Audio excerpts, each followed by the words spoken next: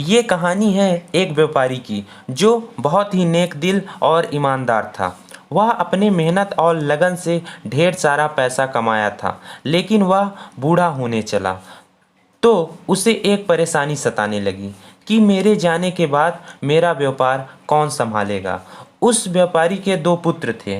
व्यापारी ने सोचा क्यों ना मैं अपना सारा व्यापार दोनों पुत्रों को सौंप दूं, पर मेरे पुत्र मेरी मेहनत से खड़े किए गए व्यापार चलाने की योग्य हैं क्या? उसने खुद से प्रश्न किया। फिर उसने दोनों पुत्रों की परीक्षा लेने की सोची और दोनों पुत्रों को बुलाकर बोला, देखो मेरी उम्र हो चली है, मैं अब इस व्यापार को तुम दोनों में से किसी एक को देना चाहता हूँ, पर इसके लिए तुमको अपनी बुद्धि कौशल की परीक्षा देनी होगी।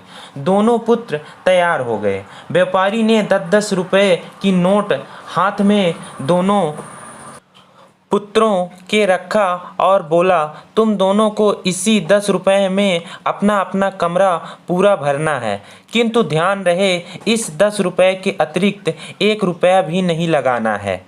दोनों पुत्र 10 रुपए लेकर बाजार की ओर निकल पड़े। बड़े पुत्र ने बहुत सोचा, पर उसके समझ में नहीं आ रहा था कि उसे लगा पिताजी की उम्र हो चली है तभी ऐसी परीक्षा ले रहे हैं, भला 10 रुपए से कमरा कैसे भरा जा सकता है। आखिरकार उसने थक हार कर बूसे की दुकान पर जा पहुंचा और 10 रुपए देकर बूसे लाकर कमरे में भर दिया। उधर छोटे बेटे ने सोचा, अगर पिताजी ने बोला है तो जरूर कुछ न कुछ बात तो अवश्य होगी। उसने सोच विचार करने के बाद 10 रुपए में अगरबत्ती और मोमबत्ती खरीद लाया और जाकर कमरे में जला दिया।